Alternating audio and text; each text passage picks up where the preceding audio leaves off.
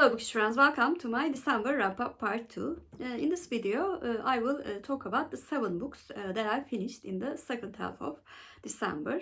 Like I did in my previous wrap-ups, I will insert the clips that I've recorded quite soon after I finish the works.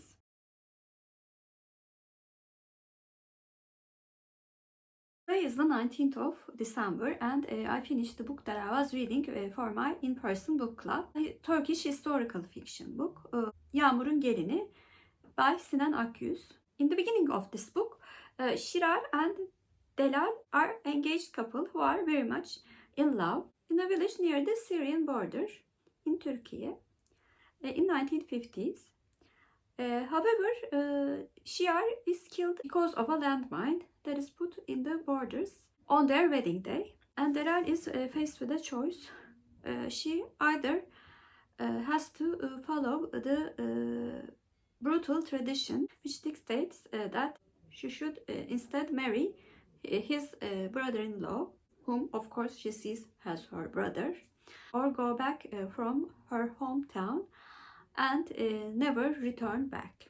When a stranger who comes to pay respects to Şiar's father asks her to come with her and be the bride of his son, she accepts that second choice. I think this book was the definition of a very decent historical fiction book.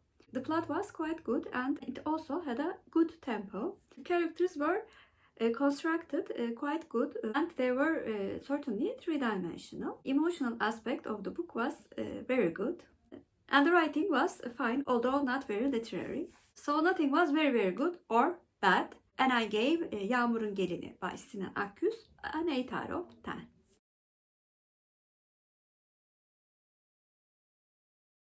Today is the 21st of December and I finished the book that I was reading for Fear of Missing Out book club, which was Cloud Cuckoo Land by Doerr.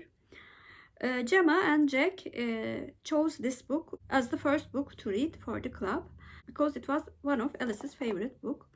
I actually put this book on my TBR because of her recommendation.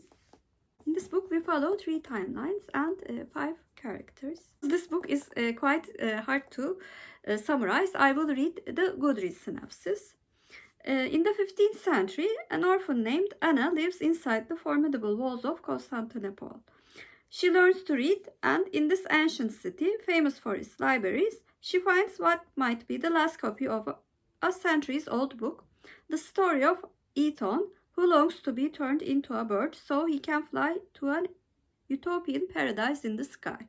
Outside the wall is Ömer, a village boy conscripted with his beloved oxen into the army that will lay siege to the city. His path and Anna's will cross. In the present day, in a library in Idaho, octogenarian Zeno rehearses children in a play adaptation of Eton's story, preserved against all odds through centuries. Tucked among the library shelves is a bomb planted by a troubled, idealistic teenager, Seymour. This is another siege. And in not so distant future, on the interstellar ship Argos, Constance is alone in a vault, copying on scraps of Sucking the story of Eton, told to her by her father. Anna, Ömer, Seymour, Zeno, and Constance are dreamers and outsiders whose lives are intertwined by a single story. There are many things that I like about this book. The writing was very good and quite poetic, but I did not feel like it was flowery, which is of course a good thing for me. The overall connection of the story and how the chapters connected with the developments in each character's lives was very impressive. Characters themselves were quite three-dimensional and also very vulnerable. I was especially moved by the present timeline, the backstory of Zeno, how Seymour, an autistic boy who's very good at heart, can be tricked into doing anarchy. The future timeline was also quite interesting, and the story of Anna and Ömer became much more interesting in the final chapters of the book. However, I have to say I could not connect with the character of Constance, and sometimes the character of Anna. And lastly, because I listened to this book and the narrator read the story with the same tone all the time, like always reading a poem, made me feel a bit annoyed while listening to the book.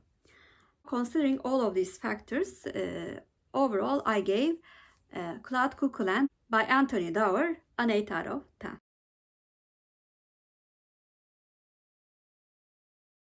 Today is the 22nd of December and I finished the book that I took out from my library, which was called Kısa Saçlı Kadınlar by Patrice Leconte. This book was originally written in French and it does not have an English translation. The title can be translated as Short-Haired Woman.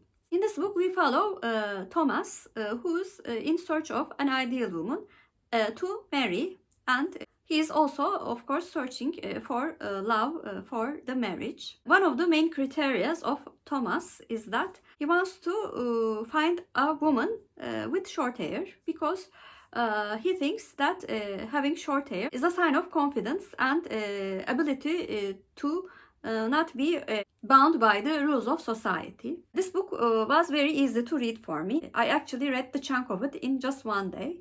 It was a fun, quick read. However, maybe because it was written from the male perspective and the book is actually written by a woman, the character of Thomas felt like a caricature. But he was a fun caricature. I also quite enjoyed the criticism of the French and European society in general. Overall, I gave Kısa Saçlı Kadınlar by Patrice Leconte a 7 out of 10.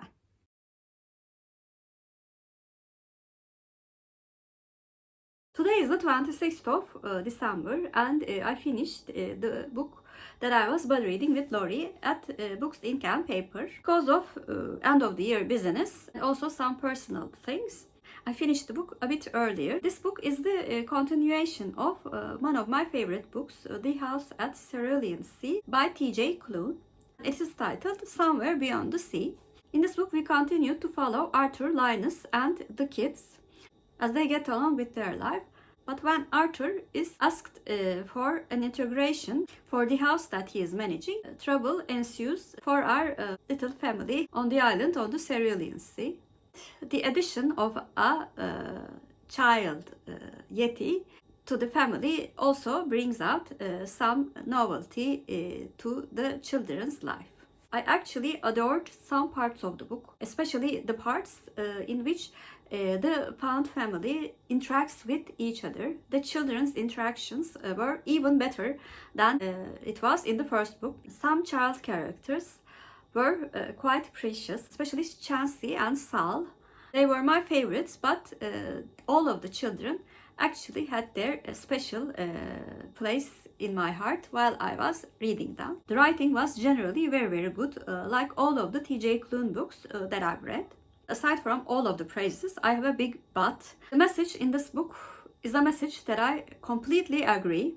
However, the message was so loud, it actually bothered me in some parts. I felt like, please dial down the tone and you would be much more effective, especially regarding me. Also, the fact that the narrator got so emotional while narrating the book really bothered me. I actually do like quite emotional narration, but this was so over the top. Still, like I said, the book had absolutely fantastic sections. So overall, that's why I gave the book an 8 out of 10.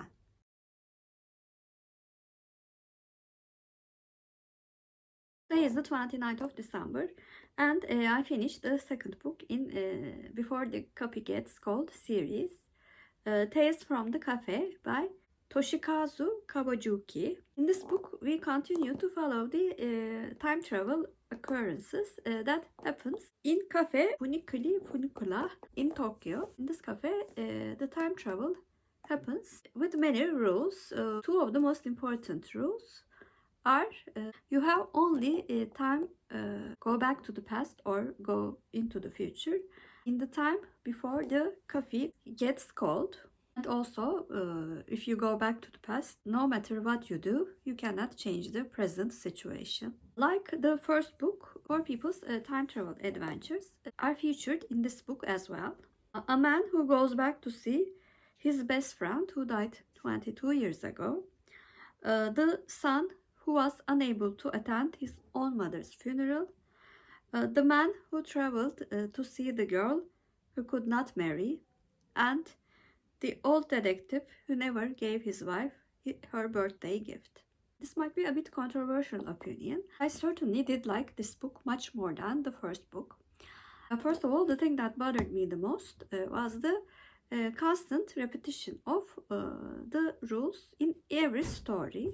If the stories are read independently, it makes sense. But since we are reading an interconnected short story, I thought repeating them all the time made some parts of the book a bit lagging. This was not present in this one, although we are reminded of the rules once. It is not repeated over and over again. Moreover, I found all of the stories very, very emotional, and they all touched my heart, which was not the case in the first book. And I gave Tales from the Cafe by Toshikazu Kawaguchi an 8 out of 10.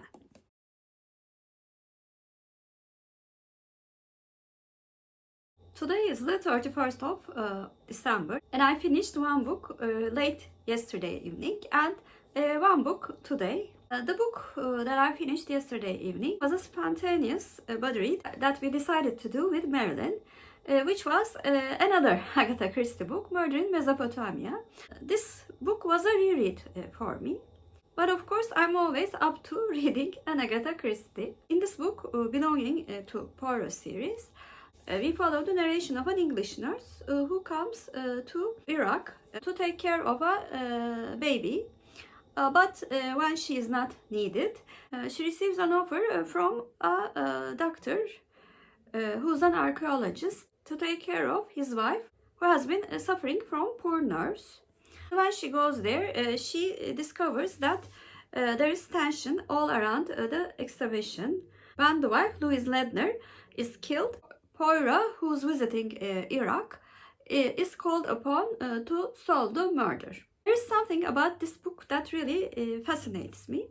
I like the very subtle humor which is present in this book. Additionally, like Murder on the Orient Express, I like the way that Christie describes how Poirot's mind works, especially in the explanation section. We are going through a journey of how Hercule Poirot's mind works, how he solves the mystery, which is quite complex. The mystery is quite complex, but I have to admit it's a bit far-fetched. However, like I said before, there's something about this book that really makes me love all of the elements in the book. Whether reading an Agatha Christie book that I love with Marilyn, who's a great friend of mine, was a delight. Overall, I did not change my rating, and I gave Murder in Mesopotamia by Agatha Christie a 9 out of 10. The book that I finished today belonged to Paddington Bear series by Micheal Bond, which was Paddington on Air. In this book, we follow the adventures of Paddington, the bear coming from darkest Peru, and is sort of adopted by the Brown family. Although Paddington has very good intentions all the time, he is very prone to accidents. In this book, consisting of interconnected short stories, he becomes interested in horse riding, carriage riding, being a detective, and even a food critic. I really do love this series and the feeling that it gives me. Paddington is such an endearing character, sometimes acting like a very small child, sometimes acting like an adult. And the fact that sometimes he's very lucky and sometimes he's very unlucky makes a great storytelling for both children and adults like myself. Like many of the books in the series, I gave Paddington on Air by Micheal Bond a 7 out of 10. Those were the 7 books that I finished in the second half of December. Please comment down below, have you read any of the books that I mentioned in this video, and what did you think of them? If you're a new viewer, first of all, welcome. Please like and subscribe. Hope to see you very soon. Bye.